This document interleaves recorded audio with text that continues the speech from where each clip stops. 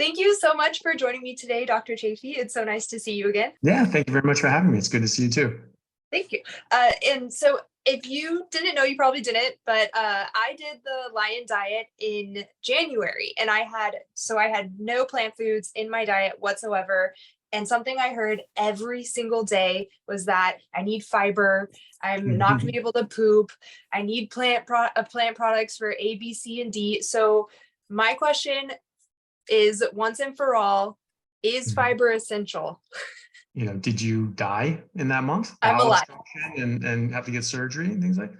Well, then clearly you don't. We can have all these studies and these theories and make very good arguments one way or the other, but it just comes down to just the simple reality of what actually happens in practice. The quote that I always like to use, because it is so applicable to so many situations, is from physicist Richard Feynman, who said, doesn't matter how brilliant your theory is, and it doesn't matter how smart you are. If it doesn't agree with experiment, it's wrong. And so people can say all they want that you need fiber for all of these different reasons. Oh, well, you're never going to be able to pass a bowel motion.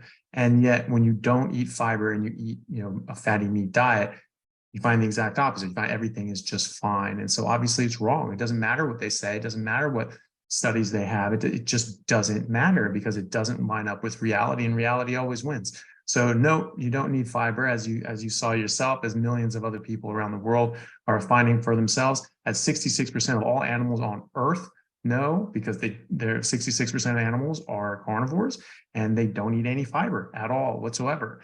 And so, and people say, well, sometimes they'll go for the stomach and the rumen first. That's actually not correct. I've actually spoken to a lot of ranchers when they have a cow that dies. I literally just spoke to a rancher in Canada yesterday who was quite annoyed by that comment. And she had a young bull that died and was sort of picked clean by the scavengers and the coyotes and everything like that. She showed me a picture of the skeleton. It was completely picked clean except for the rumen. That was the only thing left over, and it was just left. They didn't want anything to do with it. They wanted the meat. That's it. That's so interesting.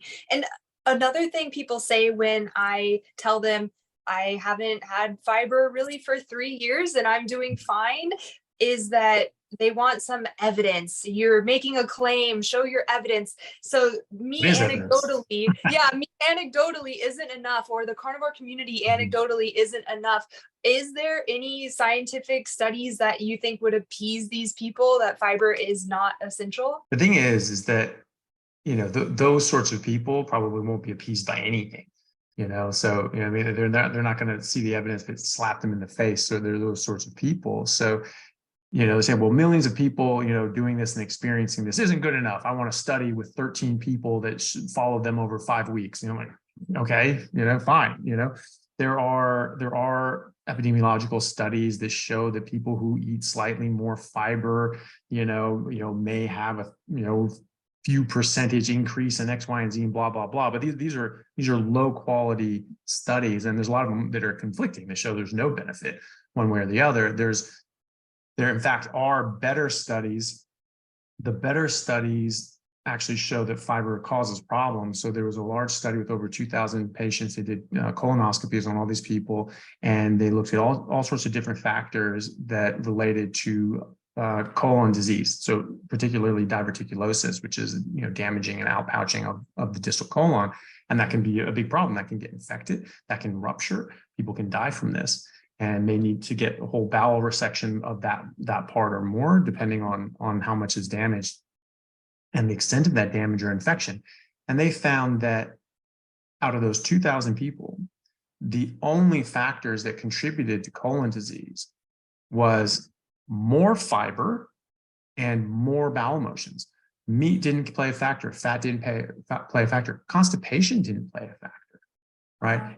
Just increased fiber, increased number of bowel motions a day, increase your likelihood of getting diverticulosis. Those are the only two, and they were strongly correlated. I think it was like a 6-fold increase in their relationship. So the study that everyone loves to talk about red meat causing bowel cancer, that showed an 18% increased association between red meat and bowel cancer, and has since been just masse as a fraud, basically. And a number of other studies have been done since then that showed absolutely no correlation. So this is an 18% increase. You don't even pay attention until it's over 200%. The ones with fiber and increased number of bowel motions, being associated with colon disease was 600% to 700% increased revenue. So it's a much greater association, and these other things didn't have anything to do with it.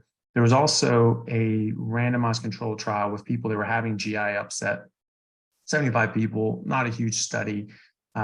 Which is the nature of these things. You can't really do these massive wide scale studies on people all the time. You can do them on animals. We have our animal nutrition is a very, very, very good science. It's very scientifically based. It's applied science. It's not its own science, but human nutrition is garbage by and large. But there are some studies. And so this one was better than the rest. It was an actual RCT, and they looked at 4 groups, and they were all sort of eating a normal diet with fiber in it. They're all having GI issues and problems and all that sort of stuff, painful, bloating, gas, constipation, all these things. And they sort of split them up and had, some people just sort of doing the same thing. Some people eating more fiber, some people less fiber, and some people no fiber at all. As you broke that down between those groups, the more fiber you had, the worse they got. The less fiber they had, the better they got. So the group that had no fiber, they actually resolved pretty much all of their GI symptoms. They were eating everything else the same, but the fiber seemed to cause a problem. And that was an actual study. That was an actual clinical trial looking at changing a variable and looking at outcomes. So that's a real study. That's not these associative population studies with a survey that tries to figure out how much fiber you're eating and all the rest of the garbage that just has a lot of confounding factors and can be very difficult to deal with. So maybe that'll satisfy them. Generally, these people aren't satisfied by anything, though. Yeah, I've gotten that impression as well. And as you said, human nutrition science is not the best. So my question to you is, how do you know that we are on the right track with carnivore? And how do you know that the evidence is supporting us when all of it kind of is garbage and epidemiology? Yeah, well, but that's the thing. You have to look at other sources of information, and so there is a lot of information that exists outside of a study, and certainly outside of a randomized controlled trial. So where's the randomized controlled trial? Okay, where's the randomized controlled trial that shows that parachutes work? Where's the randomized controlled trial that shows the Pythagorean theorem works? There's just evidence out there. It's just like, okay, well, there's no RCT for parachutes. Okay, so you're not going to use a parachute? Okay, see how that goes. You can use your eyes, and you can pay attention, and you can actually see, what results something you're having. The good thing about an RCT is that you're trying to change and isolate variables, right? So you're not doing a lot of different things that maybe could be contributory, right? So you have a confounding factor, something else that's contributing, that's sort of muddying the water. You're saying, oh, I'm attributing it to this, but really it's something else. Like the blue zone studies are classic for this. There's a ton of confounding factors in there, but they say, oh, it's because they eat plants. That's it. That's the only thing it could possibly be. No, that's actually not the case. There's 1,000 other things that play into this. And the funny thing about the blue zone studies is that the majority of places besides Loma Linda actually ate more meat than their surrounding populations that they were being compared to. Like Okinawa eats more meat than the average Japanese person. And they didn't include Hong Kong, which eats more meat than any of these populations and has a much longer average life expectancy. So these are confounding factors. These are fudge factors. These are a way that you can manipulate the data to say whatever you want. So there's evidence that exists outside of this. We look at our biology, we look at comparative anatomy, we look at physiology, we look at biochemistry, we look at paleoanthropology, we look at the fossil record. All of these things point to humans being and having been carnivores, apex predators, top of the food chain for hundreds of thousands of years for Homo sapiens and millions of years for our predecessors before that. So, I'm a big believer in doing what we are designed to do biologically. We are biologically adapted and designed to eat meat and thrive and prosper from that. And so if you look at the animal kingdom, if you look at zoology and animal husbandry and just veterinary medicine, if you feed animals things that they don't naturally eat, they will get sick. And we have entire diseases, we have entire books for large livestock veterinarians listing diseases with names that are from eating the wrong thing, from that animal eating the wrong thing. So cows and horses and other livestock animals, when they get into certain things, they get certain poisons. They get certain sort of typical symptoms that you would see from eating the wrong thing. The reason being that plants defend themselves. They are fully capable of defending themselves, but they can't run away or fight back like a cow or a horse can. And so they use other means. And one of the main means they use is being poisonous and using chemical defenses. And so when an animal goes in and starts eating these things that they don't have the ability to detoxify because they haven't evolved to eat them, they're not designed to eat them, then they'll get sick. Those poisons will work on them. And so we understand in zoology and animal husbandry and veterinary medicine that when these animals eat these things, they get these particular illnesses because they ate something. This is not something they caught. This is not just like, oh, well, they just have it. It's just lupus. They just get it and we just don't know. No, that's what it's from. It's from eating the wrong thing. And so, we see that in the animal kingdom. We have entire fields of scientific literature written on this, and that we forget that humans are animals as well, and the same rules apply to us, right? So if we eat outside of our biologically adapted, species-specific, appropriate diet, we are going to find these same problems, So, and we see this more and more in domesticated pets. Veterinarians are now saying that there's an increased prevalence of so-called human diseases that we would see in humans, like diabetes, cancer, autoimmune issues, arthritis, and all heart disease, all these different sorts of things. And it's just like, oh, this is very strange. Must be these puppy mills. Now, I've heard so many veterinarians say that, and it's just like, why would that do it? You're saying this is a genetic issue? This is only genetic? Well, that doesn't make sense for us because we've only had like 2 generations since all these diseases tripled, quadrupled, quintupled in the 1980s, from the 1980s. That doesn't make sense. And a lot of these things were pure breeds anyway, it's just the same genetic stock anyway. So that doesn't make sense. So they're saying that oh, this is just from these puppy mills. That doesn't stand to reason, especially when you start feeding these things meat. They don't get these problems. Cats are a better example, or an easier example, because even people that are proponents of giving dogs vegetables for some crazy reason, generally will still say, hey, it's best to feed cats raw meat. It's really important to feed them raw meat. They need the nutrients from uncooked meat. In fact, it's not even good enough to give them cooked meat. They need uncooked meat. And so they understand that the cat can get very sick if they don't get that, right?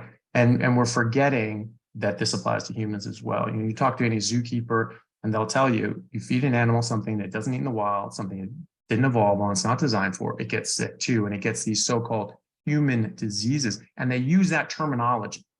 Right. I was speaking to someone here who had actually posed that question to a friend of theirs who actually did work at a zoo. And I said, do you guys ever feed them like kibble? Like, would you feed like, dog food or cat food? And the guy he says, eyes wide, and he says, are you crazy? They get human diseases if they do that. They get fat, they get diabetic, they get all these sorts of things. Like, you never feed them that crap, And they're using those terms, human diseases. And you go back further, you study history. And you notice that these European populations that had agriculture and had these diseases then went to, all over the world in the sort of colonial periods and found that these people didn't get these diseases. And so they call them the diseases of the West. Mm-hmm. And so Native Australians, Native Americans, and what have you, these people were predominantly eating meat. Maybe they would have some plants every now and then medicinally, or if they were starving, most of them just ate meat if they had access to it. Generally, it was the poor people that didn't have access, couldn't get the meat from hunting, that had to subsist or at least flesh out their diet on plants because they weren't able to get everything they needed from hunting or livestock. But the ones who did. And so they found that they weren't getting these diseases of the West. And then when you had these same populations started to involve themselves in Western society and started eating Western food, they started getting the Western diseases. I remember learning that as a kid. I remember I don't have a source for this, but I was watching a news program, and they said that when eating a Western diet, Native Americans are 4 times as likely to get obesity, heart disease, diabetes, cancer, and all the rest than Europeans are, people of European descent. And I remember thinking at the time, well, doesn't that mean the food is causing the disease? Because if they don't eat the food, they don't get the disease. And we eat the food and we get the disease, we just get it at a lower rate. And, what are they eating that we're not? What's a non-Western diet? I didn't know at the time, but, now I know it was just a high-fat, meat-based diet. And so now these people are involved in Western society, and they're eating Western food, and they're getting very, very sick. They're getting Western diseases. Now we just call them normal. Now we just call it, oh yeah, it's just people get that. It's probably already always happening. We just didn't notice it. Nonsense. People made their name by describing new diseases and finding patterns and increased prevalences. I mean, that's how you made your name as a doctor and a scientist. And so that just doesn't hold water, in my opinion. And now we're calling these just normal life. And now we're seeing, wow, dogs and cats are getting more human diseases we would normally see in humans. And now zoo animals, when you feed them the wrong thing, they get human disease. Oh, does that mean they're more susceptible to catching some virus from us? No, it means that you're poisoning them and they're getting poisoned. And we are getting the same poisoning from eating the same garbage. They have signs at the zoo to say, do not feed the animals, they will get sick. That means don't feed the animals the thing that you're eating right now. It makes them sick. Well, what's it doing to you? It's going to make you sick. And so, and there's plenty of studies on this, looking at native populations. Like there was a series of studies looking at cancer rates and prevalences in the Inuit population in Canada over the decades.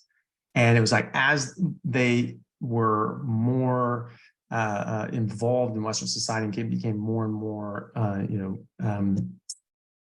sort of Westernized, the cancer rates were just slowly but surely creeping up and creeping up and creeping up and creeping up.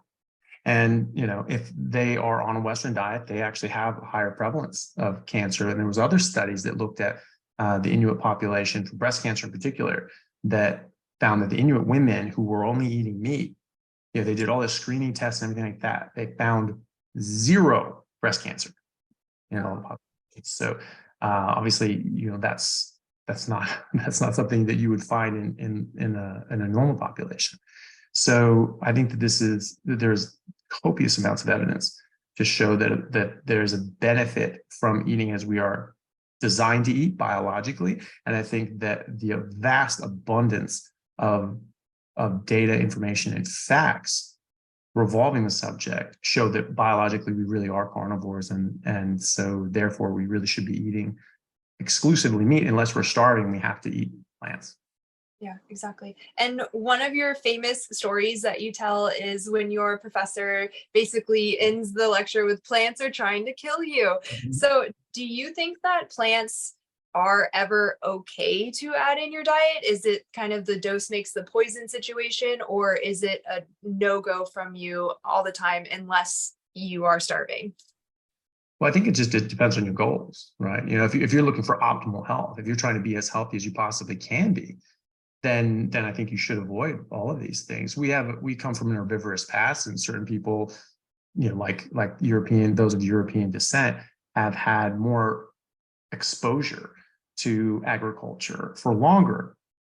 So we have some defenses, and so we can survive on these things, if we need to. Does that mean that we'll be as healthy as possible? No. And so I like being as healthy as I possibly can. I like feeling my absolute best all the time. It's not a small difference. It's a massive difference. I don't just feel a little better. I feel 1,000 times better than I've ever felt in my entire life, as compared to myself as a professional athlete training 8 hours a day and feeling amazing. I thought. Now I look back and go, I felt like crap my whole life. Now I feel amazing. And in my early 20s, when I was doing this, I really felt amazing. That was a period of my life I've never felt better than that. And looking back, I was just like, that's what I was doing. I was eating a pure carnivore diet, and because my professor scared the plants out of me, it was just like, look, these things are toxic. Just don't eat them. And so I didn't. I stopped, and I felt absolutely amazing as a result of that. You can certainly eat them. if people want to eat them. Some people, there's different reasons for eating. If it's just pure enjoyment and pleasure, nostalgia, social, social, reasons, like you're just with family and they're just all pressuring you like a dare commercial. It's like, oh, what are you, chicken? Like, just do the Coke. I'm like, okay. I mean, people find out pretty quickly that when you stop caring what other people think about what you eat, they stop caring too. Like when I just eat meat, it's no one cares anymore. It's just like, yeah, Anthony just eats meat, and people just get on with their life. But there are different reasons, and some people, don't feel that they can do this as strictly as I do, because of those reasons. And that's perfectly fine. I mean, you're not necessarily going to have massive repercussions if you incorporate some of these things. But I think that it actually does take you down quite a bit. And I feel dramatically different just getting just the last vestiges of vegetables and even spices out of my system. I feel much better. And certainly in a survival mechanism, that's important. That's important that we have that robust nature, that we've been able to survive famines and droughts and different sorts of plagues that have killed off our livestock and things like that. That's very important for our survival, and that's likely why we've been able to survive in all different sorts of climates and all different sorts of conditions. But I think if you're looking for optimal health and being the best you can, I think that you really should eliminate all these things out. I'll give a very unique example that certainly is not going to apply to everybody, but going back to the Native American side of things, being more susceptible to these plant toxins because they haven't had as much exposure. There's a lady that I've been in discussions with, and she's part of one of our groups that we help out and get people pure. And she just trying just strict meat and water, only salting for seasonings. And she's Native American of the northern Canada, sort of One Nation or First Nation people, and she's always basically eaten meat culturally. They just eat a lot of meat, right? But she's sort of involved in Western sort of things, so they had other access to other sorts of things. But her daughter was very, very sensitive to these things, and so just from an early age, she just ate meat. So they only had meat in the house. They only ate meat. So she's been eating just meat for 40 years. But she's using spices and seasonings as well on the meat.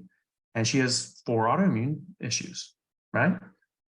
Kind of crazy. Right? So you would think, wow, it has nothing to do with the meat. She's only eating meat. So, or has nothing to do with, eating plants because she's only eating meat, but she's using these spices. And so she said, well, you know what? I'll give it a try. Dr. Chaffee guy's saying it really makes a difference just getting rid of that last little bit. So I'll give it a shot for a month. All of her issues started getting better, all of them. She's like, this is crazy. So she's obviously, due to her, ethnic heritage, much more sensitive to this stuff. So that's not going to apply to everybody, but it certainly applied to her. And it certainly is a demonstration of what these things can do to you. People with autoimmune issues, they have to be very strict. They have to be very, very, very, as close to red meat and water as possible. Even the things that we're feeding soy and garbage to, pigs and chicken, that's getting through into the meat, and that's affecting them as well. And so they really need to be as close to grass-fed, grass-finished beef as they can, or lamb, because they're going to be much sensitive and spices and things like that as well. So it depends on where you're at, it depends on your health, it depends on your ethnic heritage, and it depends on what your goals are. If you want to feel like a superhero 24/7, then yeah, I would suggest not doing that. And nothing tastes better than being healthy feels. I've never felt better in my life. I eat something and it just sort of makes me just feel a bit crummy. I'm like, I don't want that. I don't want anything to do with that. People ask me like, how do you stay so strict? How do you stay so disciplined? I'm like, I don't. I have no interest in eating in that stuff. That is just, it's not, I'm just sitting here every day just going, oh gosh, cookies. I just don't care. I don't want them. I want them as far away from me as possible. A friend of mine was saying, well, I was cooking some ribs, and I was really looking forward to it. I was like, yeah, I'm going to smoke these things up and do this. He said, oh yeah, sure. Here's a recipe for a rub. Here's some sauce. Here's some this. I'm just getting more and more horrified. I was like, stay the hell away from my meat, because I wanted nothing to do with that, because I knew it was going to make me feel like garbage. And also I just really enjoy the taste of meat now. And I'm like, I don't want to just cover it up and ruin it with a bunch of nonsense. I want the meat. So for me, it's a very easy choice. I stay away from it, but depending on where you are and your health and what your goals are, people can sort of make their own decisions. I think just eating more meat and just sort of understanding that whole foods are always going to be better. Don't just, eat something that was made in a lab and comes in a box, and then, just understanding that sugar and carbs and all these sorts of things kick you out of a very healthful metabolic state that I think is our primary metabolic state, and that different plants have different toxins, and that, limiting those is probably a good idea, if not eliminating them completely. Mhm. Yeah. And you made me laugh when you said that nothing tastes as good as healthy fuels, because I said that in one of my reels and someone said that's an anorexic saying, and I was like, oh my God, like you It's can't not. wait. Yeah, It's apparently not. No, people it's not. say it tastes as No, good as skinny no, feels or that's not. That was Kate Moss, actually, I think, said nothing tastes as good as being skinny feels. Mhm. Anorexics say that. Like, oh God, yeah, it's eating too much. Anorexia does not lead to good health, Yeah. so that's clearly not an anorexic statement. We're talking about health, you know. Mhm. And I'm sorry, eating 5,000 calories in ribeye a day, like I'm not anorexic, you know. Exactly. That's, Yeah. It's so funny that just the mental hoops that people jump through to try to vilify meat. And you could put, like you were saying, they'll never be satisfied. You could put everything in front of them and they'll just never be satisfied and accuse you of promoting anorexia. yeah, exactly. Yeah. So I mean, you can't reach everyone, but but there are a lot of people that are recognizing, just the simple reality of these things. That's why I try to just sort of lay things out in a very basic, straightforward way, because I think it is pretty basic and straightforward. And people look at that and go like, yeah, that makes sense. I talk to doctors and researchers and people that were vegan. I have a number of friends that are doctors who used to be vegan. And then since meeting me and talking to me, they're now just staunch carnivores. And they just get mad at people. Just like, you need to eat meat. Cut that shit out. I mean, they get mad at people, and they were vegan, sometimes religiously so, because of, being from India and things like that. Others because they thought this was the healthiest thing to do. And, you talk to them, you show these things, you point them out. And I've been in multiple surgeries and different things where just like random, anesthetist or, surgeon from another team would be like, so I saw you on one of your podcasts, whatever. I'm like, really? Okay. And they're like, it makes sense. Like what you're saying makes sense. And they're just sort of asking questions, and it does make sense, and it should make sense. The argument for going vegetarian and vegan was you avoid cholesterol and saturated fat, and the animal, sort of rights sort of things. Fine. Now they're pushing in, environmental side of things, which is wrong, but fine. I mean, there are these sorts of arguments. That was all well and good. You could discuss those things on their merits. Now they're trying to push forward, oh, actually, humans are just herbivores. That's just the kind of animal that we are. We've always been herbivores. All those cave paintings of, hunting buffaloes, those are, no, that's fake. That's fake, fake news. Where are the cave paintings of, salads and mixed greens, someone like hunting a tomato? Like none of that exists, right? So, that doesn't make any sense. It doesn't match up with a fossil record. That doesn't match up with, making tools and the actual scoring patterns on bones that are 3 million years old that line up with the stone tools that we found in that area. And you can actually tell, you can see this pattern of damage to the bone. That this was clearly a worked tool, stone tool that was cutting into this bone. It leaves different patterns and marks, right? So this is that really is just a big surprise for me. But that's the thing, that they're sort of pushing this sort of thing. They're saying it's just like, oh no, now we're herbivores and all these sorts of things. That doesn't make sense. And so when you point these things out to people and you point out just the simple realities, the simple facts, they go, that does make sense.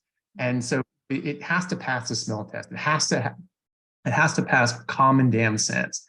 We are a carnivore. That is the kind of animal that we are. And as such, if we're eating meat only, that's going to be the most beneficial thing that we can do. Like all other carnivores, that's going to be the most beneficial food for us. And that does make sense. And all the rest of it lines up as well.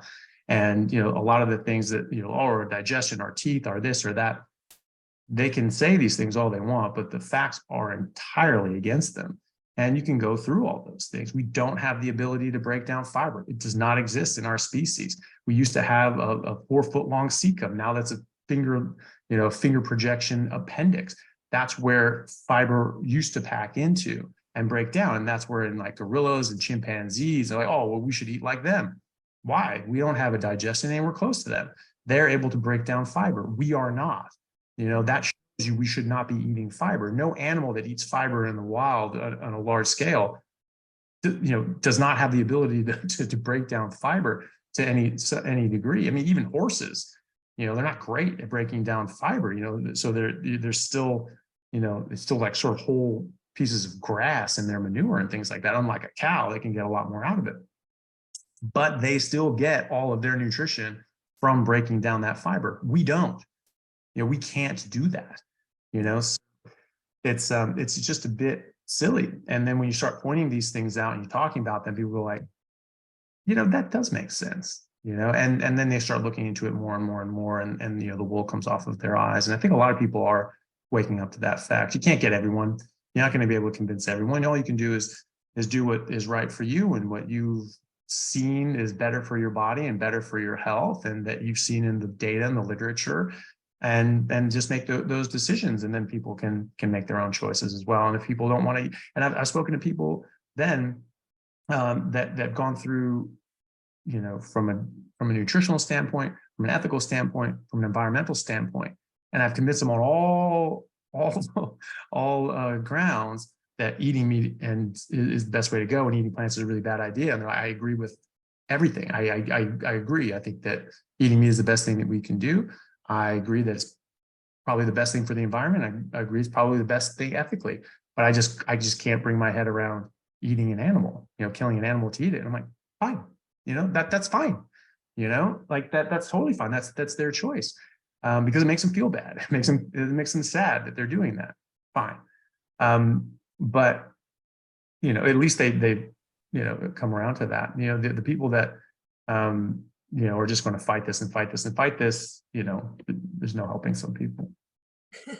And you did mention that your goal is to kind of lay out information in a digestible way, if you will, for people. I use that intentionally, pun intended.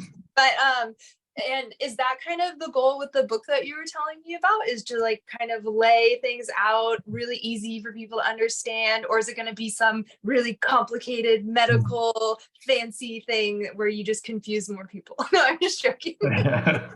Hopefully I'm writing it in the attempt to just lay things out very, very straightforward, to sort of lay the facts out. This is our history, this is our biology, this is the evidence, and this is what plants do to you, this is why they're bad for you. And then arguing, like we said, that these diseases that we're treating nowadays in medicine really aren't diseases. We need to recognize these things as toxicities and malnutrition, because if you're assuming something is a disease, you're going to be looking for a cure to that disease, right? You're looking for a bacteria or a virus to make a medication to fight, right?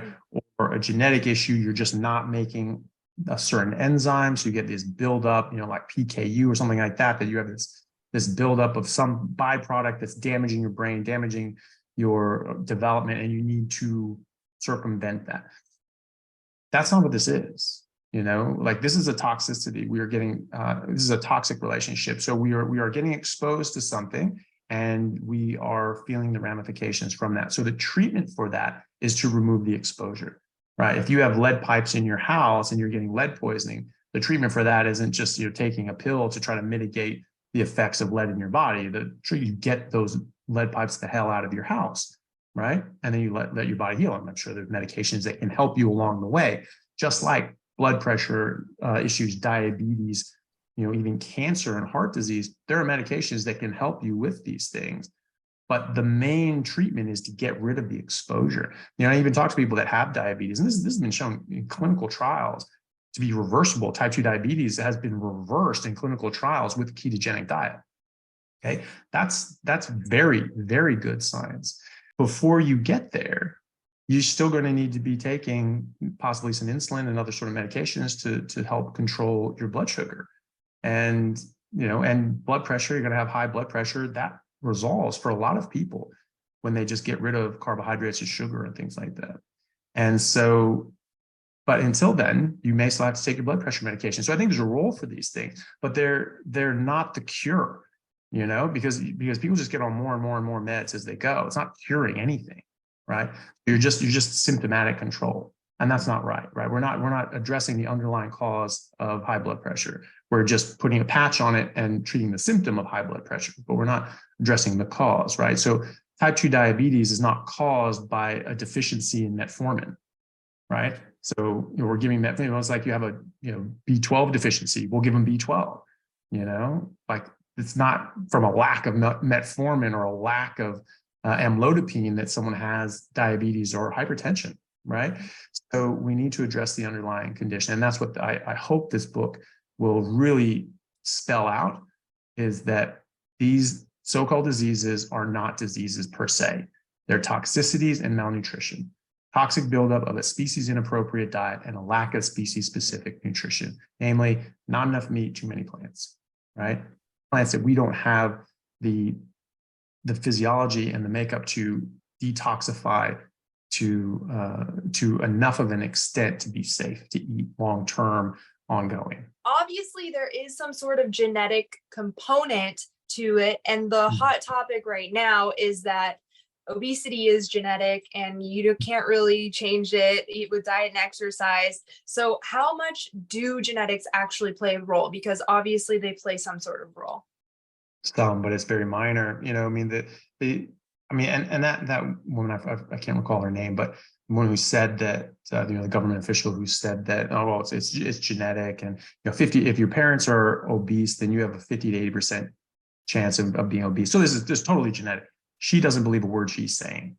Wow. This is a con. I don't know what their angle is, but there is one. I think it's probably just keeping people fat, sick, and stupid, and just eating a bunch of processed garbage and consuming and getting more and more sick and saying, oh, it doesn't matter what I do, just giving up and just might as well just do what you're told, because it doesn't matter what you do. It's just going to be the same anyway. And, or, just reaffirming like, oh, I can just eat and drink and, do whatever. It doesn't matter, it's whatever. Of course, that's nonsense. And, and there's no way that she believes that. If it were genetic, then you would see the same prevalence of obesity for all the years that we have been tracking these things. And we've been tracking for like 150 years or so, probably more. The obesity rates have absolutely changed. They've actually changed dramatically since the 1977 declaration from the USDA saying that fat and cholesterol cause heart disease.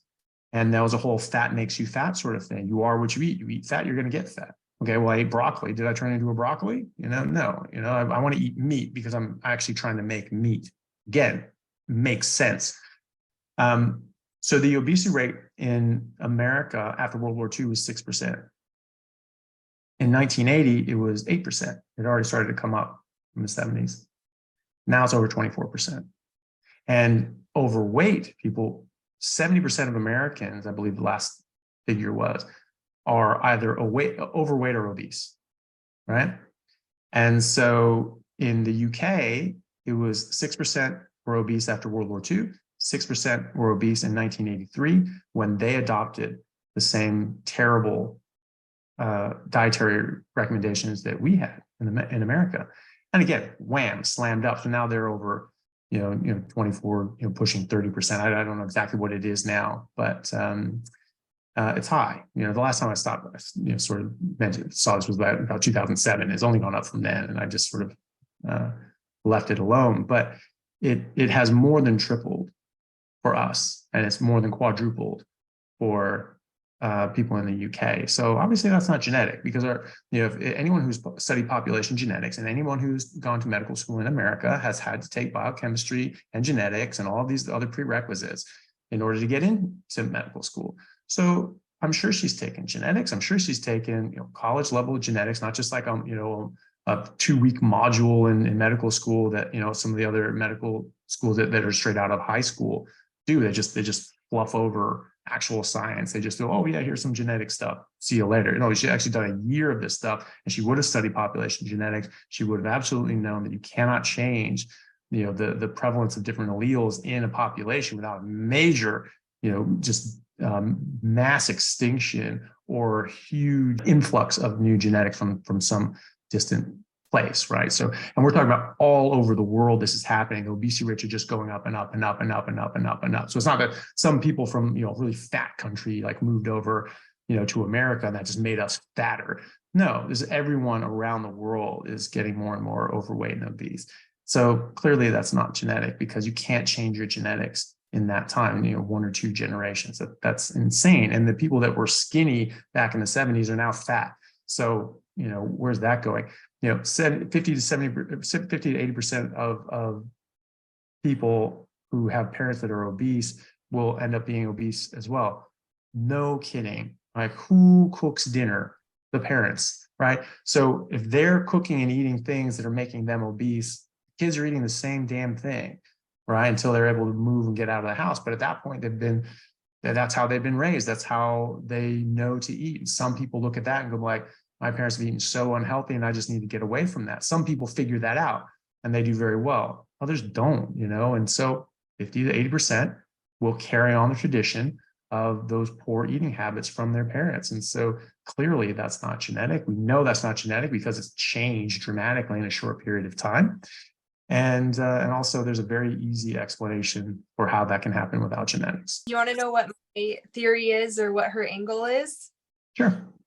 I think they're going to try to sell a pill. I think they're. Oh, they are. Yeah. Oh, they absolutely are. Yeah. No. Yeah. Yeah. Definitely.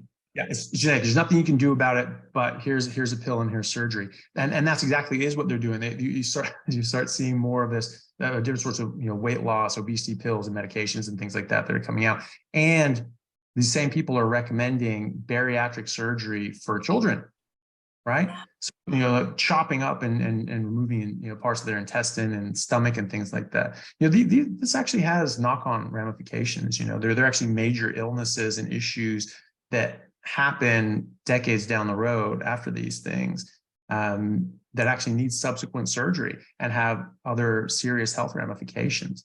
I was speaking to a general surgeon here, and they were talking about to this bariatric surgery, and they're like, yeah, all of us who do bariatric surgery, like really there's these 10, 15 years down the road, you start getting these other issues and they actually need subsequent surgeries. So this is becoming more and more prevalent. We're doing more and more of these bariatric surgeries. Really what we're going to have to do is we're going to now have to start training, and all of us are going to have to start getting better at these other surgeries that are ramifications from the surgeries that we're already doing. So if it doesn't need to be done, you really shouldn't do it. Always avoid the knife if you can. Always avoid surgery if you can. And that's coming from someone who really enjoys doing surgery and really appreciates people letting them do it on them. But I always advise people, stay as far away from the knife as possible, unless you absolutely have to. Surgery has a very, very critical role in so many conditions and so many situations. But outside of that, you don't really want to do it because it does cause harm. There's a destructive nature to surgery. We are cutting and slicing and removing tissue, and it doesn't go back as beautifully as you can stitch. It's not going to go back as well as it was before you went there in the first place. So it's something that needs to be taken very seriously. And I don't think that it is, especially when they're now saying that, like, well, let's not worry about diet and lifestyle. We've known forever is exactly how you address this stuff. And then we'll go to pills and surgery. I think that's really, really, really bad. That's going to have a lot of ramifications for this generation of kids that are going to be getting these surgeries. I think that's a terrible, terrible idea. I think it just goes to show us that we have a lot more work to be done to help a lot of people. And we have to get this message out even further, because it's kind of becoming polarizing, where it'll just be everything in this world is becoming so polarized now, but it'll just be people who think pills and surgery versus lifestyle and diet. And it'll just be like pitted against each other. And I think with your eyes, you'll be able to tell who is right or who is correct, but it's just, we have a lot more work to do, I think. Yeah, well, I think you're right, and that's a result of the push of the pills and surgery side of things. They're really ramping up the attack, and they're really trying to get this. They're trying to push this more and more on people and say, hey, you know what, you don't have to worry about your life. You don't have to take any accountability for your own actions. There's a pill for that. There's a surgery for that. That's not helping people. That doesn't help people long term. Surgery can help people in a lot of ways, but becoming reliant on other people and becoming reliant on the medical system, becoming reliant on government and whatever, and not being self-reliant and taking control and action in your life will have serious ramifications. I see people all the time in the public, socialized healthcare system that's here in Australia. And a lot of people, they're like, well, I have back pain. I have this problem. Like, you need to fix it. And it's like, well, unfortunately, we don't have any surgeries for that. I can't fix that. And they can get very upset. And, a lot of people understand, but they get sold this idea that just medicine can just fix anything. And so any problem I have, just go to a doctor and fix it. And sometimes they're family doctors because they don't want to, for whatever reason, maybe they don't understand the situation, or maybe they just want to just have it be someone else's problem. They refer on to, say, us for back pain. And there's certain kinds of back pain that's just like, yeah, we don't have surgery that can help that. I'm sorry. It's like musculoskeletal. We can't give you a new back. We can't give you a new spine. And their doctors say, oh, well, you have these back pain. We're going to get you into a spine surgeon, and they'll sort you out or whatever. And you'll just get surgery. And we'll just do medicine, and then something will happen. It's just like, no, there's limitations to these things. And in fact, these surgeries have to quite often make back pain worse. If we're decompressing nerves and spine, we're damaging the body to get to that area to decompress those nerves. So we can help a certain problem, but we're leaving behind other problems. And you try to explain that to people, and they get very upset, because they're very they feel like they should just have their life fixed. They can damage their body and do all these things and just drink and smoke and eat whatever they want and have all these health problems, and they just go, you fix it. It's like, I'm sorry, I can't fix it. I would love to, but there isn't a fix for everything. And so getting people aware of that and understanding that they can actually have a lot more of an effect on their body than any doctor can. I think it's very empowering for people, and the people that are receptive to that do very, very well. And they look at that and they really like it. They go like, yeah, I can do something about this. Like, I can change what I'm doing. I can change this, I can change that. And that'll help me. Like, yeah, I'm all for it. And, so I think that's what we need to do, is keep encouraging people to take control of their own life, take control of their own health, and not be beholden to other people ever for any reason. Like, you should be able to just to not have to rely on third parties, because eventually they're going to let you down. Yeah, perfect. Which I think is a mic drop. Perfect place to end it. But thank you so much again for joining me. Do you want to plug your social media and stuff real quick? Sure. Yeah. So my main thing is my YouTube channel and my podcast. So my YouTube channel is just my name, Anthony Chaffee, MD. Chaffee spelled CHAFFE. And that's where I have all my videos and shorts and different things like that. And I have a podcast called The Plant Free MD, and that's on any podcast network that people care to choose. And then my Instagram, where I sort of is sort of base of operations, where I then put updates on when things are coming out, is just Anthony Chaffee, MD. And people can find me there, and there's other links to be had, the link tree and all the other rest of them. So those are the main ones. Perfect. Well, thank you again. It was nice. Yeah, thank you very much. It was good to see you.